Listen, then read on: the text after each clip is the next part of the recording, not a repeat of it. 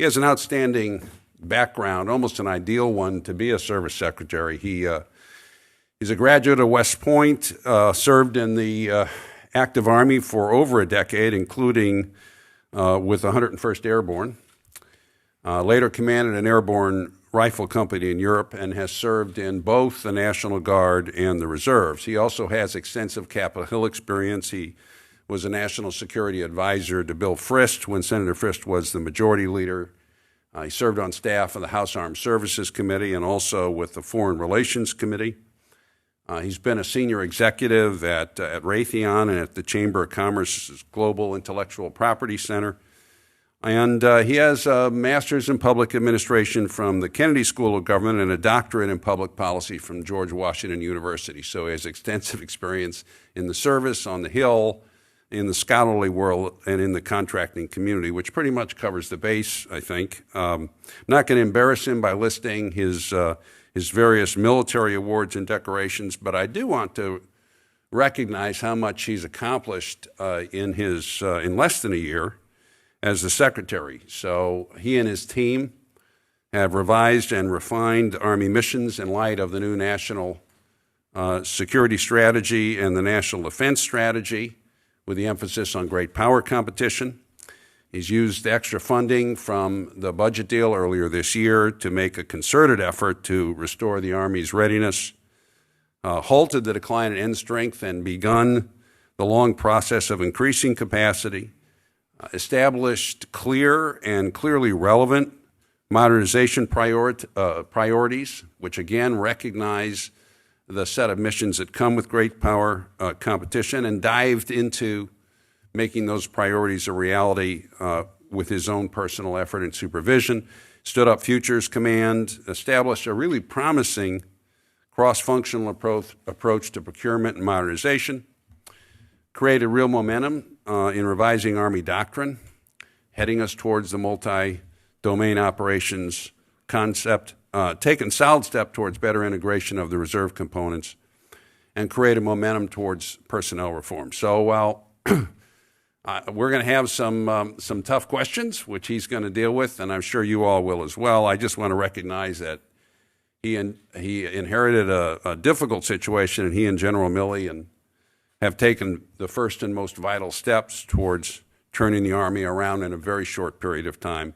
And anybody who thinks that was easy doesn't understand how the Pentagon works. So, Mr. Secretary, thank you for all your work. We'll invite you up to the podium for your remarks. Secretary Mark Esper.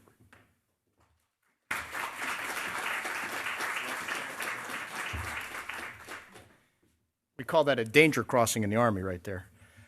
Thank you very much for that kind introduction, Senator Talent. I really appreciate it. I would say that it is a team effort.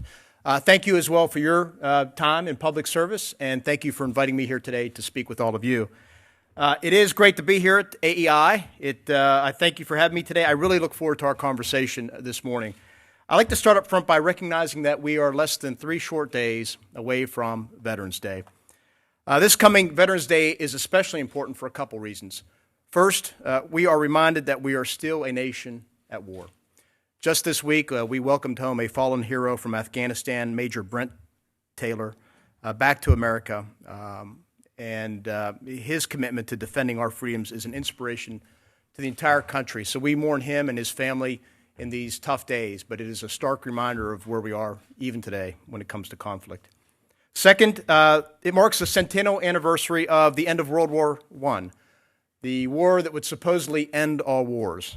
And back in September, I had the privilege of traveling to France to attend a commemoration of the Battle of Meuse-Argonne, the longest and most intense campaign of World War I. It was a great tribute to all those who fought there, and I was humbled to participate in a wreath-laying ceremony in honor of all the American soldiers who lost their lives in that conflict. Throughout the day, the names of every one of these soldiers, over 26,000, was read aloud as a solemn reminder of the human costs of war. The World War I period led to a significant transformation of the United States Army. When the war first broke out, the United States Army still fought much like it did 50 years earlier when the Union Army under Grant defeated the Confederates at Petersburg. But by the end of World War I, the Army grew to over 4 million troops and was employing large-scale combined arms formations in a manner that most of you would be familiar with today. Our victory in the Great War transformed our Army into a mighty, modern fighting force capable of global reach and influence. The relatively rapid adaptation of the U.S. Army during World War I is a noteworthy lesson for us to remember as we think about the future. But unlike our experience in that war, we don't intend to wait until the next conflict is upon us to modernize our force. By that point, it will probably be too late. 17 consecutive years of irregular war, extended periods of budget uncertainty, and an increasingly complex security environment have eroded our competitive edge.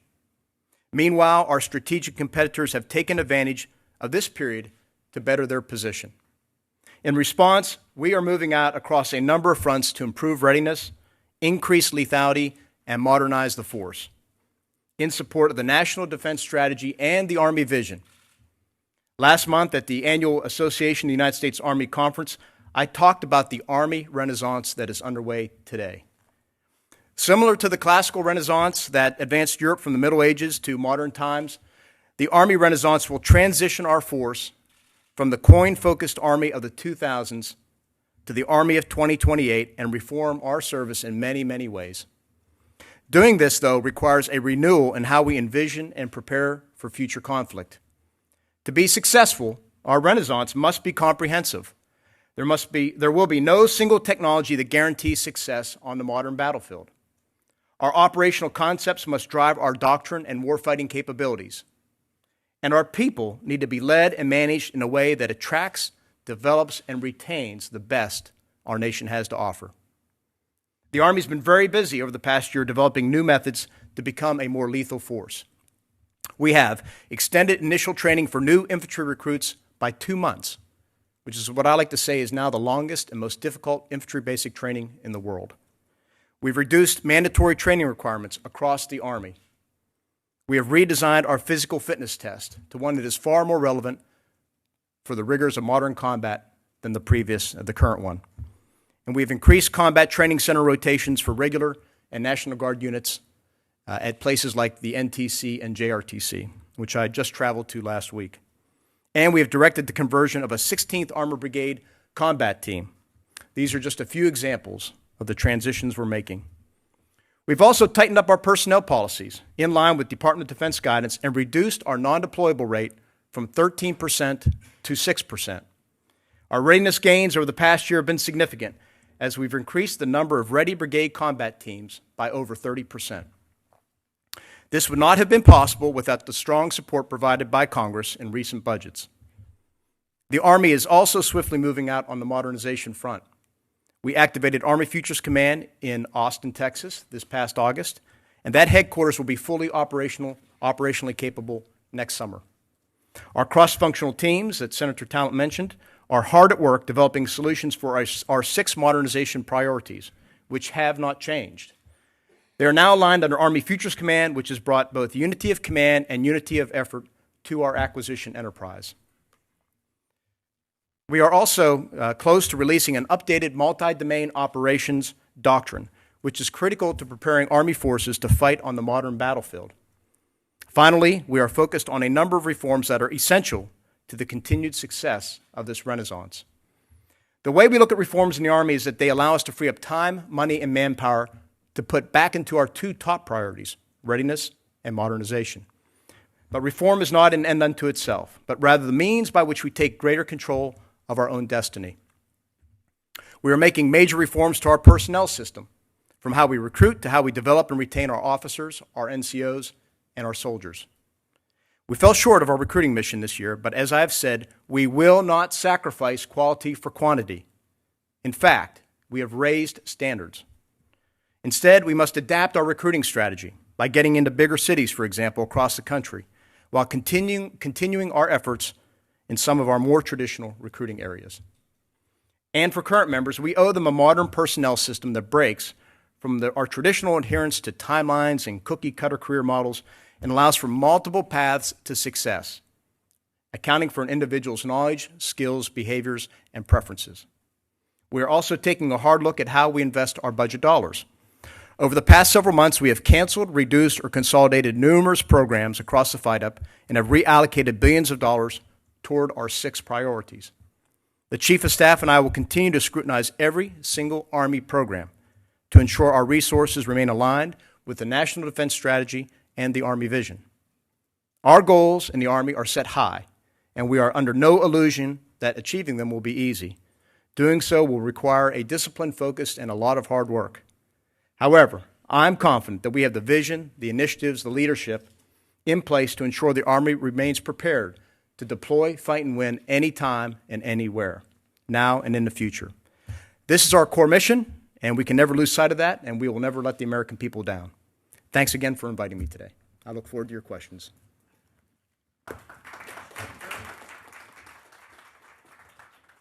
Thank you for those remarks. Please have a seat. And I'm glad you touched on recruiting and your personnel goals. Above all else, this force depends on its people. And we have achieved a mature volunteer force, the highest quality men and women who've served, I think, any country, anytime. But we have difficulty recruiting, and you've talked a lot about part of the reason for that is there's not a ongoing enough connect between the idea of military service and a broad cross-section of the American population. We recruit so much from military families, which is great, but that's a small recruiting base. So I want to give you a chance to talk about that problem. How big is it, you think, and what really can we do, and how could the Congress help? Sure. Well, we face a number of headwinds that I think all of the services have spoken about. First of all, is a great economy, one of the greatest in many, many years. And I don't think any of us would trade a strong economy for another soldier, another sailor, Marine, et cetera. So that's that. Second, as you referred to, we have only 29% of the American youth are qualified to serve for any number of reasons, but are qualified to serve. And if you look at that number a little bit more broadly, if you conclude the propensity to serve, it's less than 4%. And that's for a number of things that are happening out there across the country. But as you alluded to, Senator, there's also a growing isolation, if you will, of the American people from their military, in the sense that there aren't as many veterans out there. There aren't as many young men and women growing up with aunts and uncles, fathers and mothers who have served, and so they have less familiarity with the military, with what it offers, what the opportunities it brings. And in fact, as I go out and I speak to soldiers, as I do everywhere I go, I typically ask them, raise your hand if you have a parent or a relative in the service. I think 90% of the time, kids are raising their hand. And so that's a trend that's very difficult to counter as well. I will say I'm pleased to see that we had in this election this week several veterans elected to Congress, and I think that bodes well for the military writ large. Our challenge is to get out there. We just can't accept things as they are. It's to get out there and really engage the American public more broadly. I have challenged our Training and Doctrine Command to develop a comprehensive approach to recruiting, and it includes a couple dozen things at least. But one of them is to go out to our major cities, and we've identified 22 of them where we will go out there and we will surge into a city with recruiters and senior Army officials and commercials and social media and really engage those countries. So one of the first was in Pittsburgh, my hometown, if you will, where we went out there, and I was there. I swore in 120 soldiers, sailors, airmen, and Marines on the field at the Steelers Stadium. But those types of engagements to get back to the American people, engage them where they are, which is in many cases large American cities, and put a hard push on. And DoD is doing the same. They are supplementing this effort.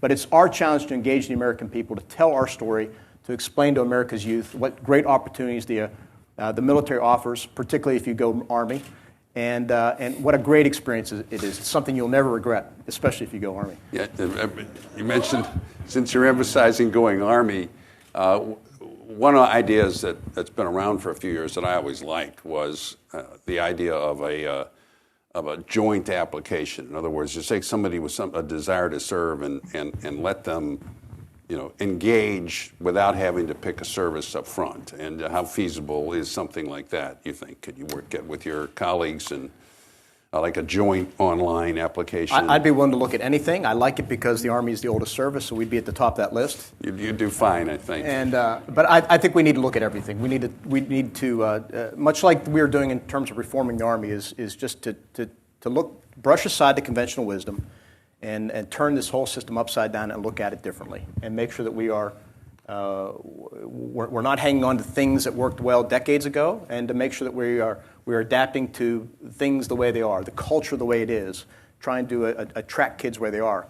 For example, our recruiting command is going online. We are recruiting through e-games, if you will, and trying to do a number of other things where we can reach America's youth where they are. They are not on TV. They are on iPhones and iPads and things like that. And the old brick and mortar recruiting station approach isn't going to work. So actually, that's a good segue into the first topic, or the second topic I wanted to take up, which was end strength, because I think part of the problem with recruiting is the force has been stressed for a long time. Op tempo's been very high for a long time, and not just because of the major contingencies we've been fighting. Now, you've set an end strength goal. You've talked about north of 500,000 for the active duty component, and I guess I want you to address the question of how realistic is that? Doesn't it need to be an awful long way north of 500,000 for you to reduce this stress, reduce the length of deployments? What's a realistic end strength number in your gut? It's a good question. What the Army Vision says is north of 500,000 with associated growth in a Guard and Reserve by 2028. And what that does, and I know you're going to probably ask this question, it allows us time as well to understand what that force looks like and what we need by grade and MOS, because the Army is working diligently right now in multi-domain operations. And what multi-domain operations will do is inform us as to the types of formations we need, how much infantry, how much armor, how much electronic warfare, et cetera, et cetera. It's going to take some time to sort that out, a couple years or so. And until we have that, I know that I would at least need to be above 500,000 with regard to the holes I have in the force right now, number one. Number two, the capabilities I want to put back into the force, such as EW, electronic warfare, such as long-range artillery, and the new capabilities I need to put into the force, such as cyber. So looking at those three sets right now, I know I need to be above 500,000 by 2028, but I think multi-domain operations will inform us much more about what those formations look like, so we have time as well to adjust, again, by grade structure, by MOS, and by the type of unit we'll be fighting. We may be, today we're organized around the brigade. We may go back to the division, or we may go to a new structure. Time will tell, but we're trying to be thoughtful about that and project a trajectory forward without really knowing what that end state will be. So one of my concerns is whether you can really solve the readiness problem without solving the end strength problem. In other words, given the stress, given the op tempo that demands a training rotation, is there a danger that until you get this up to more of an optimal level, you're going to end up eating readiness as fast as you're building it? I will tell you, thanks to the Chief of Staff, General Milley, we are on a strong path toward readiness. You heard me talk about in this past year alone, we grew BCT readiness by over 30%. And I think barring any major budget swings and barring any major external events like a war, I think we will hit that mark by 2022. That's been our timeline. What that requires, if we don't grow in strength, we have to do much, much more of what we're doing now, and that is going across the force and making sure we're pulling people out of headquarters and people out of this agency and that place to free them up, to put them into the frontline units, to refill EW or to man the cyber force. I mean, we're putting cyber teams in right now at the brigade, division, and corps level. So we'll have to be much more aggressive on that front if we don't continue to grow in strength. Yeah, and I really appreciate those efforts, and I think, what I hear you saying is, look, we know we need to grow beyond where we're at. Right. We're not going to know exactly what that number is until we revise doctrine and get some of these other measures done. It needs to be informed by the future warfight. And I also think, as an old senator and congressman, if you're going to go to Congress a couple years from now and ask for a number that's substantially above where you are now, it's going to help you to have shown everything you did to get the most out of the force you've got. Is that the message I'm hearing from you? I think what we're trying to do, project, is modest growth year over year over year, because that way we can adjust our training base and our recruiting base to accommodate that. It's hard to work with large swings on the training side. So modest growth year over year over year. We refine our future force structure based on what multi-domain operations and wargaming tells us. And then we'll be able to go not only to Congress, of course, but to the Secretary of Defense and say, this is the force we need of the future. This will be the blueprint by 2028. And now we're going to make our adjustments. It may be that we accelerate our end strength. We just have to see based on what that tells us. But for now, we know we need to grow, and we know we need to be at least above 500,000. Okay, 2 more points on capacity, and then I'll get to capability, because I know they're going to come after me if I don't give them plenty of time for questions. You've done a lot of innovative things. You talked about some of them in your comments about a better integration and use of the reserve components. In fact, you've done some things, I've watched some of the things you've done that I've thought for years the Army ought to do, and then all of a sudden you're doing them. What's your gut in terms of how big a part of the eventual end strength solution the reserve components may be? They're vital, obviously, in surging and the whole, but do you think there's a lot of promise there to solving the end strength issue? The Guard and Reserve are doing well. They are not immune to the recruiting challenges. In fact, in some ways, they get hit twice, because the more we retain in the regular Army, the more they are less able to draw from those folks who may exit the regular Army and go into the Guard and Reserve. This year is a case in point. We had one of the highest retention years ever in the active Army, 86%. Tells you a lot about what soldiers think about service. But that impacts the Guard and Reserve. I'm a case in point. I left regular Army after 10 plus years, and I transitioned into the Guard and eventually Reserve. So losing people like that impacts them. But I will tell you, the Guard and Reserve have performed great. In my days, in the 80s, it used to be the Strategic Reserve. Then they transitioned to the Operational Reserve, and today they are an operational force. And everywhere I go, I visit, I meet with with Reserve and Guard soldiers and units, and I'm just impressed by what they're doing. I've seen them everywhere from the Ukraine, where the New York National Guard was training the Ukrainians to. I was with the Illinois Guard this summer at JRTC. I was with the Indiana Guard at Camp Atterbury, watching them do AT, and of course the reserve soldiers are out there sprinkled across the force. They're just doing tremendous. I think there's a lot of potential there still. That's why I say as we grow the regular Army over time for this new force structure, I anticipate we will need associated growth in the Guard and Reserve. Right. And they're also great in terms of addressing that issue you talked about before. How do you connect the armed forces to the population? Well, the Guard in particular is a classic. Oh, they're great. I mean, they're probably in every county in the United States. Yeah, exactly. Unlike our sister services, it's just the nature of the Guard and Reserve. Okay, so one more aspect to that. So, what's your view in terms of stress and again using the personnel the most effectively on the potential of more forward basing? Now, I know some of this is diplomatic and it's kind of above your pay grade, if I can say it, but forward basing versus rotation, particularly in places like Europe, I mean, would it ease the pressure on the force if you could forward base more permanently rather than rotating in and out? I haven't thought of it in that way. So let me say two things separately but are related. First of all, there is a good deal of stress on the force, much more than I think most Americans realize. Yeah. I mean, at any one time, I have 5 brigade combat teams deployed to Africa, Europe, Korea, the Middle East, and Afghanistan. And then I got all other activities and training events happening out there. So there's that. And right now, our force is deployed at a op tempo that is less than desired. What we aim for is a minimum of 1 to 2 bog to dwell. We would love to have 1 to 3, but right now the force is at about 1 to 1.4. So you can see we're on, and it's not just the regular Army, it's the Guard and Reserve too. So very, very busy. So that's that. With regard to the forward basing, and this often comes up in the context of Europe for obvious reasons. So I will tell you right now, we get a great deal of training by pursuing the rotational approach. Why? Because as our mission statement says, we have to be able to do 3 things. Deploy, fight, and win. Not just fight and win, but deploy. We have to get to the fight to be relevant.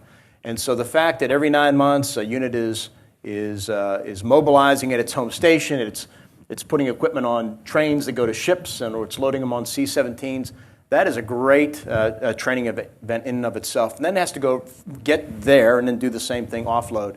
And so we get a lot out of that. Also, we're able to maintain a high level of readiness with forces coming through, because not all the theaters offer either the gunnery ranges or the maneuver training space that allows us to maintain that high state of readiness that we can achieve back here in the States.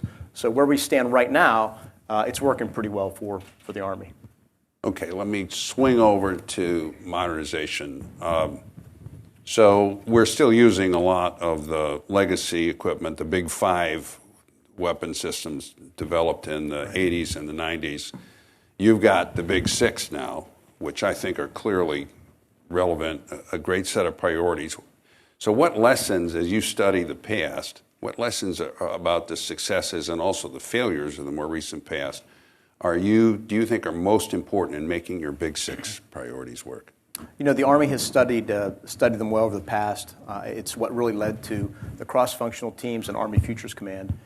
And, you know, they've been recounted in congressional testimony. Experts like you have here at AEI, I'm sure, have written about it. But I think there are a few things that always jump out. One is the requirements process, where the warfighter would list out this extraordinary set of requirements. You know, a tank that can swim underwater and shoot around 10,000 miles and can reach speeds of 150 miles per hour. Of course, I'm exaggerating, but you get the gist.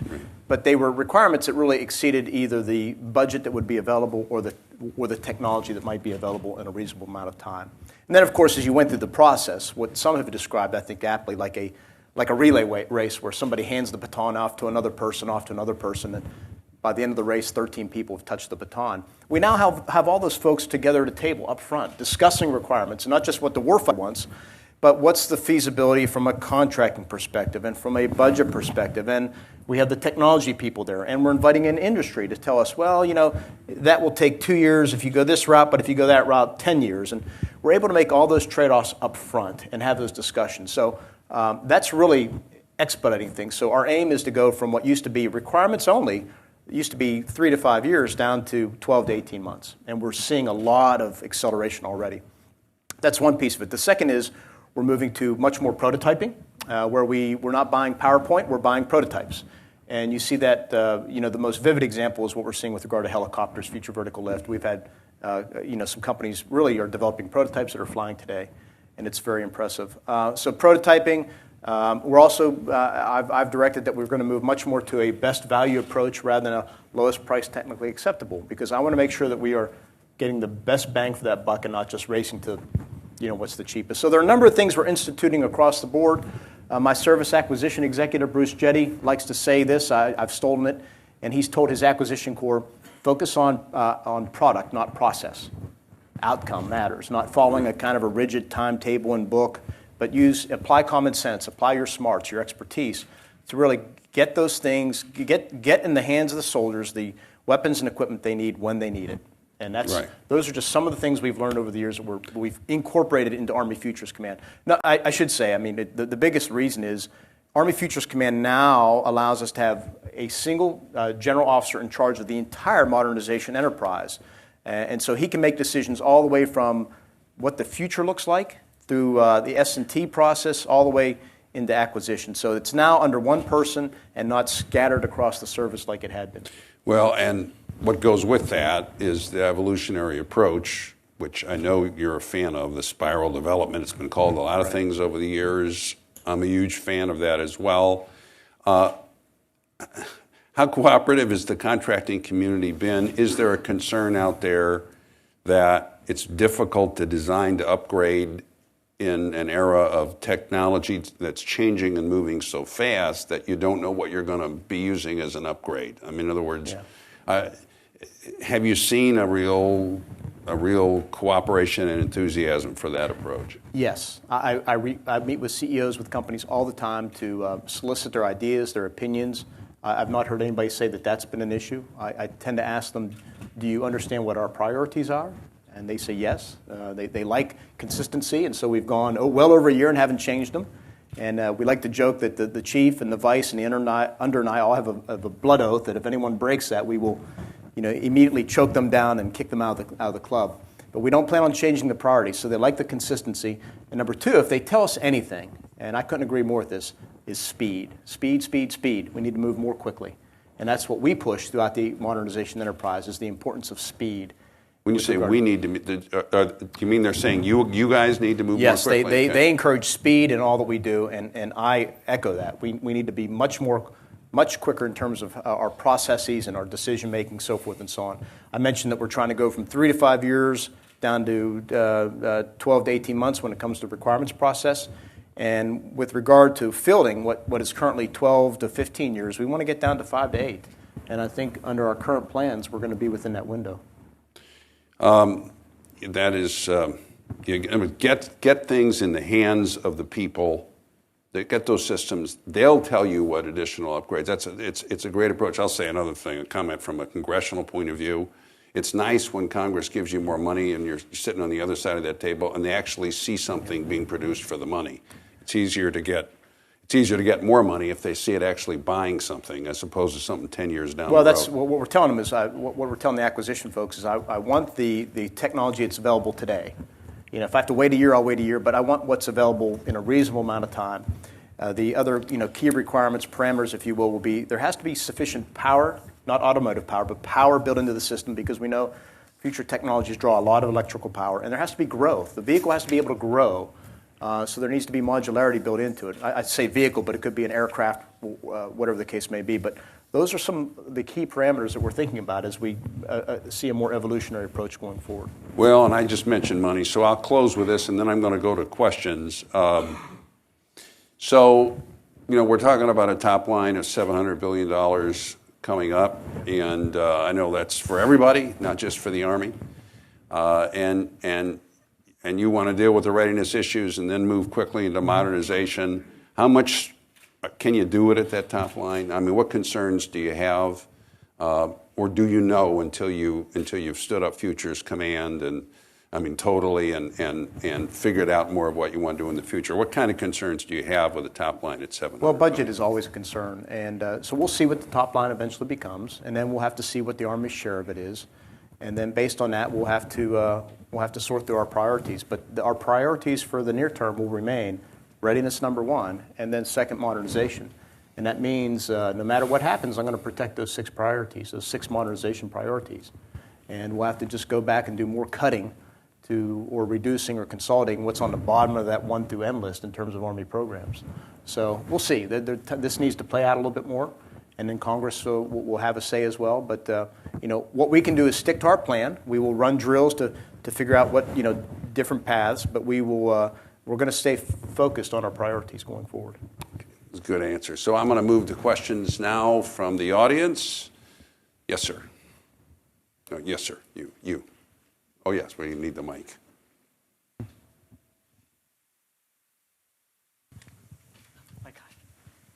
I can hear you though if you want. Yeah, we really can. Really? But not everybody else can. Sir, George Nicholson with the Global Special Operations Forces Foundation.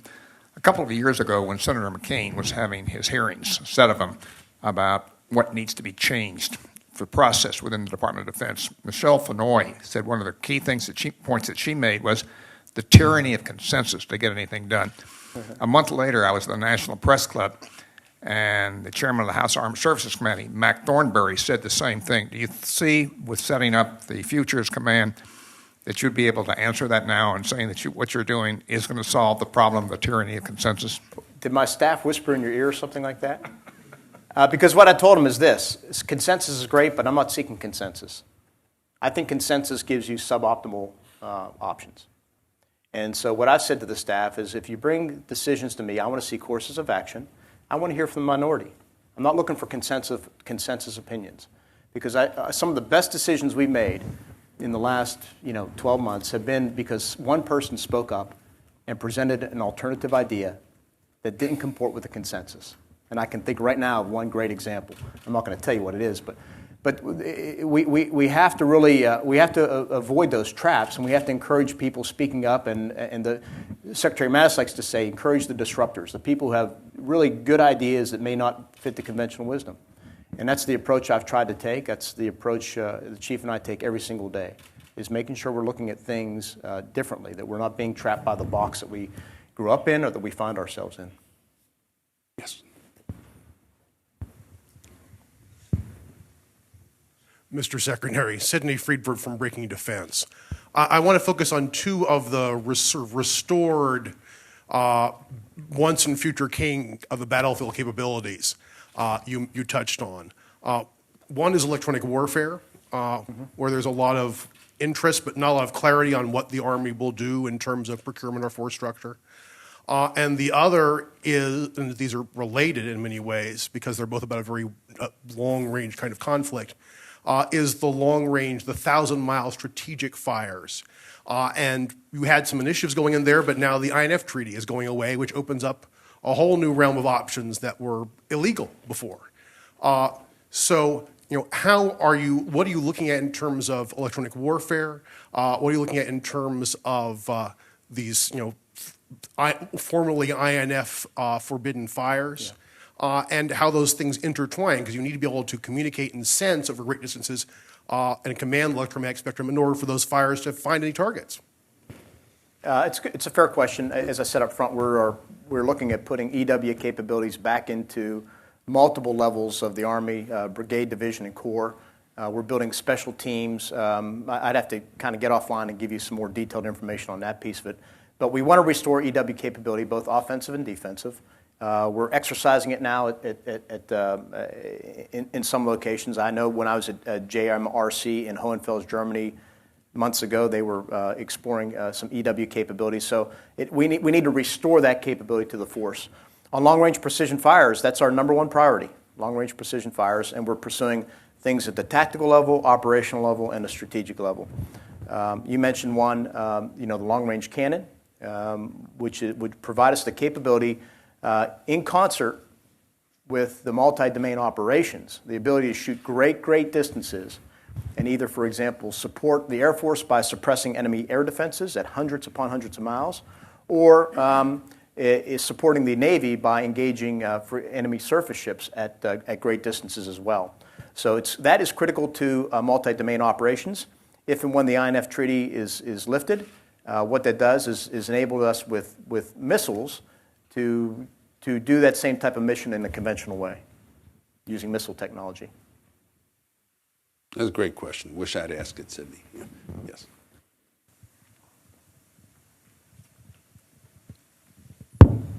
Hi, Secretary. Ashley Roque with Jane's Defense.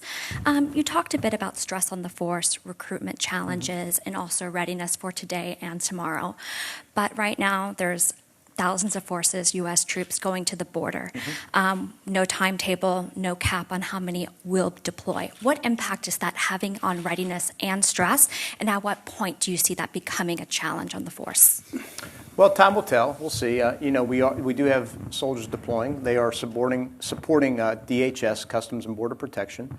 And when you look at the mix of the forces going there, it's logistics and aviation and engineers. And I will tell you, kind of what I spoke to earlier, that they are getting training out of that. They are deploying. They are putting their equipment on trains and whatnot, or convoying, and they are deploying to a location, and they are offloading. And in many cases, these troops are performing the missions that they were designed to perform. So, you'd have to look at the eaches, but I don't see necessarily with the units I'm referring to seeing a degradation of readiness. Everything else we'll have to see over time. I don't want to speculate on this or that, but that's kind of where, as I see things right now, where it stands.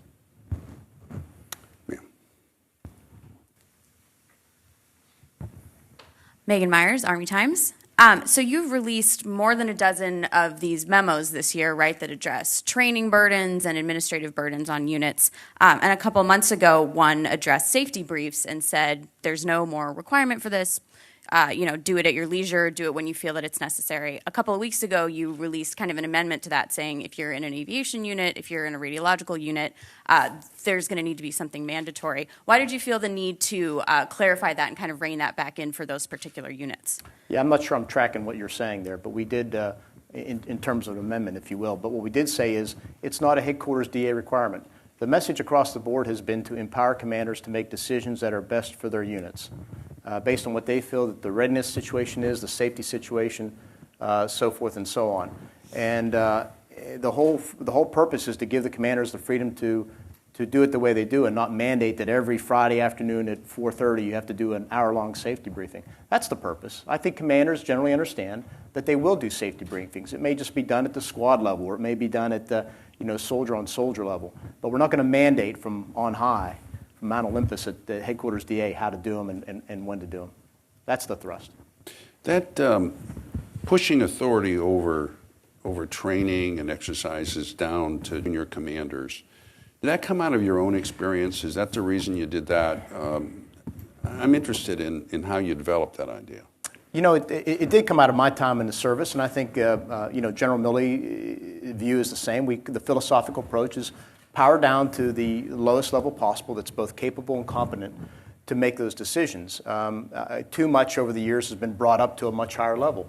And the view is we spend great amounts of time identifying and recruiting and training and educating leaders, and to then bring them into a unit and say, you must do this way at this time with this, with these training devices.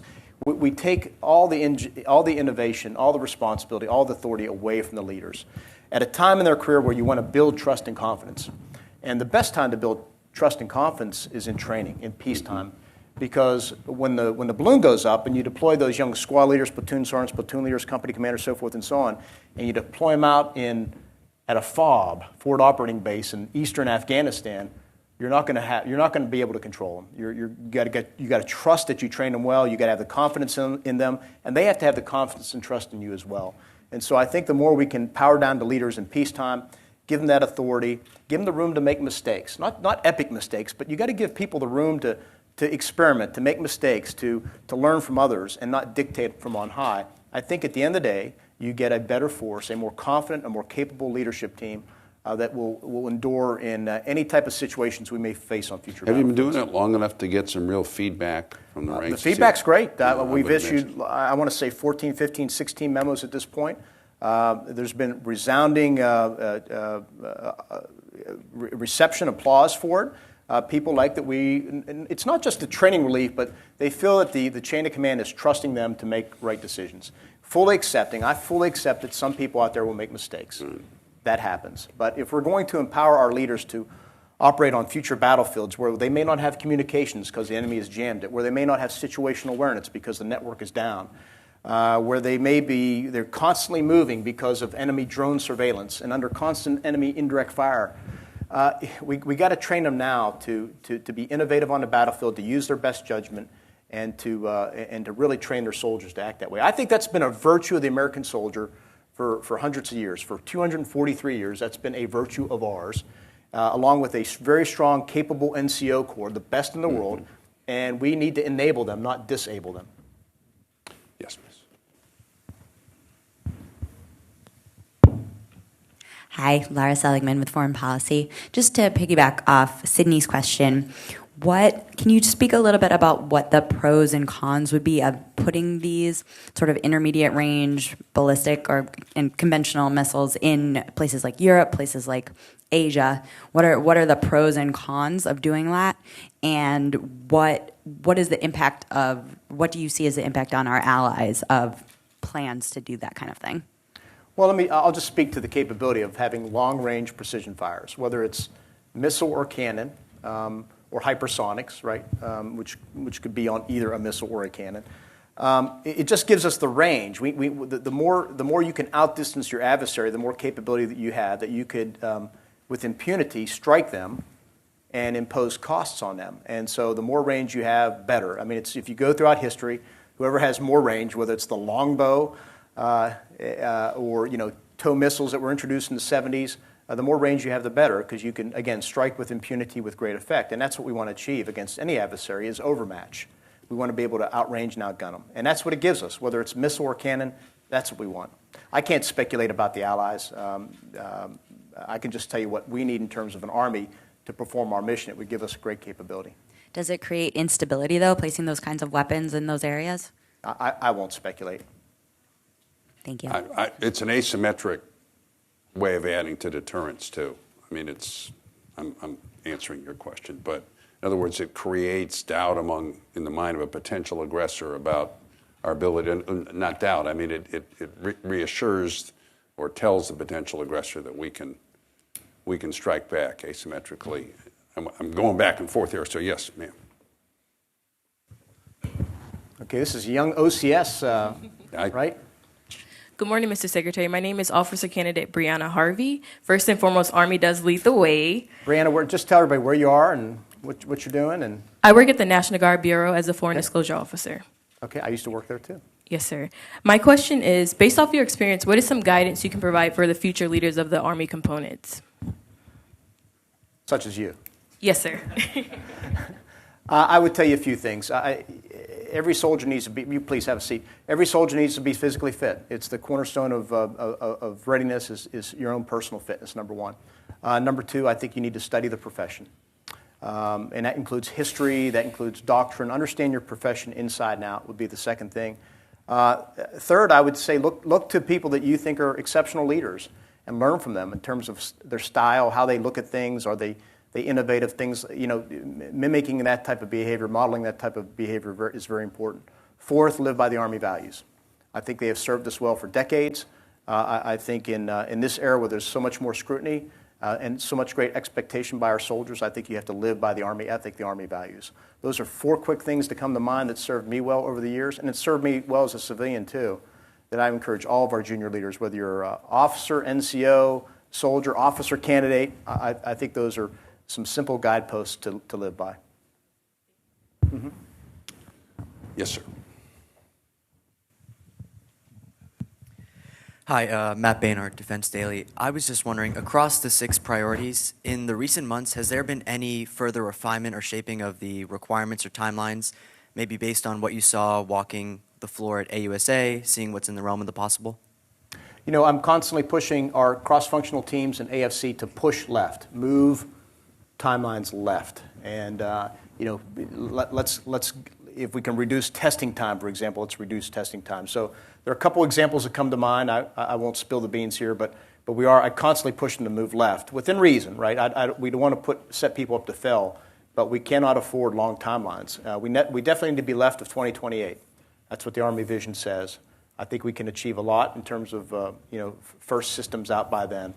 And it's articulating that vision. So that's what's happening out there. And I think the more we engage with industry, whether it's at AUSA or we have industry fora or one-on-one meetings, the more we are learning about what they think they can produce in what amounts of time, and understanding the technology is very, very critical too to that. As you grow the size of Futures Command and you bring in the organizations it's gaining, how concerned are you that it is going to become more stultified? I mean, it moves quickly now. Your cross-functional teams, from everything I can see, doing very well. It's also really small, right? So, I mean, how concerned are you about that, and what steps are you taking to prevent it? It's a fair question. I really don't see the teams growing as much, the cross-functional teams. Certainly the AFC needs to grow because it's going to bring in capabilities such as contracting. One thing that people often miss, they think about Army Futures Command as a materiel command that's going to create new hardware. But the first half of their mission, the futures piece of it, is also the responsibility they have to think about future warfare. What is that strategic operating environment? How might the enemy fight? And then how do we respond? They have that responsibility as well.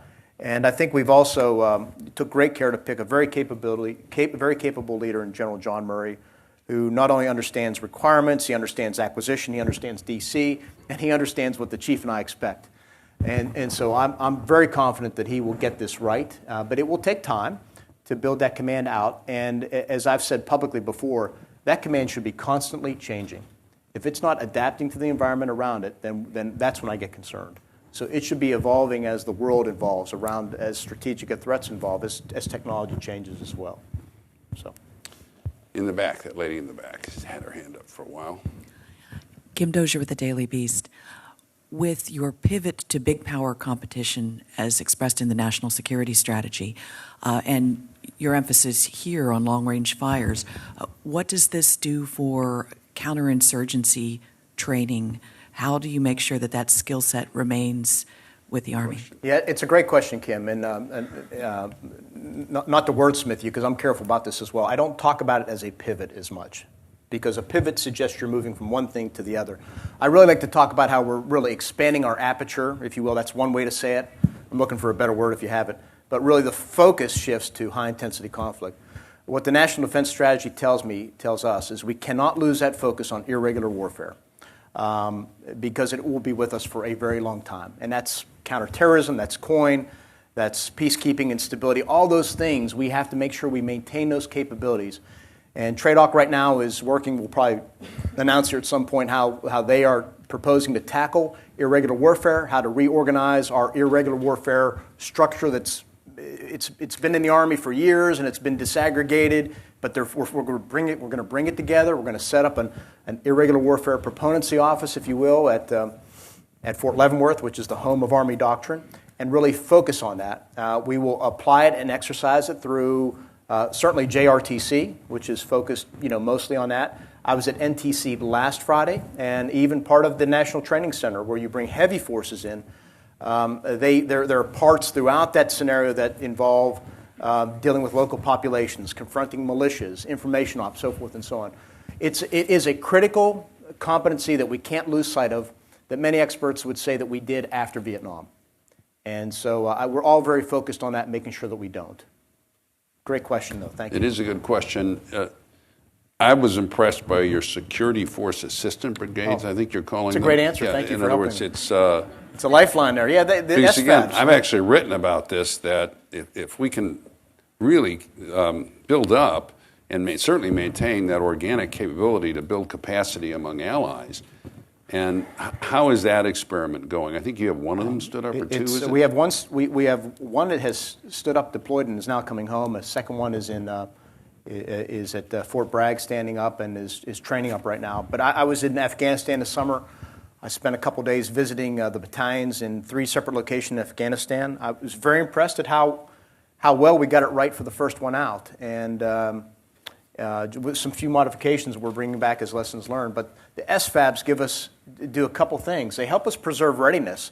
So rather than breaking up an infantry brigade combat team, we're separating it from its soldiers, all 3,500 of them, with a conventional force. We now have a 800-man or so force that is specially trained, specially selected, and specially equipped to do the advise and assist mission. And the feedback from not just the teams, of course, but from the Afghans and from, at the time, General Nicholson, was that they were performing exceedingly well. Like I said, we need to tweak them a little bit in terms of more emphasis on mortars versus artillery, more emphasis on logistics capability or actually more logistics capacity, because we found that was an area where the Afghans needed a great deal of improvement to improve their effectiveness on the battlefield. So it's been a great success. I applaud General Milley for the idea, and it's helped in a number of ways. Time for a couple more. I was going to go back, but since you don't have your hands raised, that lady in the back's had her hand raised for a long time, so let's. Thank you for being here, Secretary. I have a question about readiness. You said that 29% of the students are ready and available for service. And my question is about veteran suicide and homelessness as it relates to national security. How are you finding, or what are you seeing those two issues in terms of having an impact on your ability to meet your readiness standards and numbers? Yeah, first of all, what I said was only 29% of America's youth are qualified to serve. A far, far lower percentage is both qualified and has propensity to serve. With regard to suicide, it's a tragedy that we have suicide in our ranks, but it's coming into our ranks from society writ large. And the Army is engaging in any number of ways to try and reduce the incidence rate. Every week, every week I'm signing letters to families offering my condolences for soldiers who have taken their lives. And we need to do a better job. We're not where we are, honestly, in terms of attacking this problem and getting a handle on it. We know that it's typically young soldiers, E4s, if you will, and it typically involves 1 of 3 issues. It's not related to deployments, per se. It's really related to personal financial problems, relationship problems, and career concerns. And so one of the things we're trying to do to tackle this is, rather than think of fancy programs and this and that, is really leverage the culture and the chain of command in the Army to get back to doing hands-on leadership with soldiers, talking with them, meeting with them, engaging with them. I'm pushing very hard to get NCOs back into barracks on the weekends, walking the hallways, checking in on soldiers, knocking on doors, seeing who's the loner out there. And by the way, alcohol is often involved as well. And so the real push I'm trying to do is to keep those programs in place, but get the chain of command back involved with their soldiers, getting to know, engaging them, understanding what their problems are, understanding their family, their backgrounds, all that. We just got to get to know our soldiers better and engage them a whole lot more if we're going to bring this number down. It's not something we're teaching. Like I said, it's coming in from society, but we have the means to do a whole lot better. Because I don't want to lose anybody, and I certainly don't. Every soldier lost is a loss to readiness as well. So anyway, we got to do a whole lot better. We're engaging hard on that. Everywhere I go, I talk about this, by the way. I talk to the sergeant majors and the NCOs about getting more and more engaged with their soldiers, particularly on weekends. I mean, it's typically a Friday night through Sunday morning problem. Yeah, and there's a sense in which it really is, the Army really is a big family, and when you lose somebody like that, it's painful. Everybody's affected. It's not just a soldier and their family, but it's their squad mates. It's the chain of command. Everybody feels like they've let somebody down, and it's like losing a soldier in combat, if not worse. And so we just need to do a whole lot better job. It's something that all the services are confronting. It's not something we created, but it's something we have to deal with. I'll say with regard to the VA, and I'll make a comment because we don't have time for another question anyway. I always found the most promising solutions were when we had innovative ways to empower vets, to help vets out in the community as a whole. They do an outstanding job of it, so it takes some money, but generally money's not the big issue. It's the government being innovative and identifying the groups that are doing good on the ground already in helping the homeless, helping people who have mental health issues, and empowering them. Yeah, money's not going to solve this. It takes engaged leadership. People who, and by the way, we talk about the Sergeant Major of the Army talks about not in my squad as well as a message on other areas, whether it's sexual harassment and assault, whether it's suicide prevention, whether it's EO. It's soldiers taking care of one another, watching out for one another, just like they would do on a battlefield. They have to do the same thing in training, the same thing in garrison, the same thing in off-duty hours. Take care of one another, and the chain of command needs to know what's going on in their soldiers' lives. I can't emphasize that enough. Well, and I wanted to get into a lot of the ideas you have for families, for personnel changes, but we don't have time, which means you have to... Can I make a comment? Yeah, sure. If you're out there in the States, we have a great core of family members out there. Our spouses, they tend to be overqualified and underemployed. And I'm looking to the states to do a whole lot more to help hire them, get them jobs. They're great people. Everywhere I go, I talk about this issue, particularly when I meet with spouses and families on the road. And I appreciate any help that you can offer. And I've talked to Congress a lot about this. No, it's a big issue that we could do a whole lot better on this front. A whole lot better. Yes, sir. And if we want to recruit and retain the best people, boys, we've opened up a subject here. We have a personnel system designed on the assumption that most of the servicemen and women were women. Most of them, they were going to be single men. Yeah. They're not anymore. No. Okay, and we have to adapt that system, but we don't have time to get into that. Thank you, Secretary Esper, and thank all of you. I know you have to run to a meeting. Thank you all very much.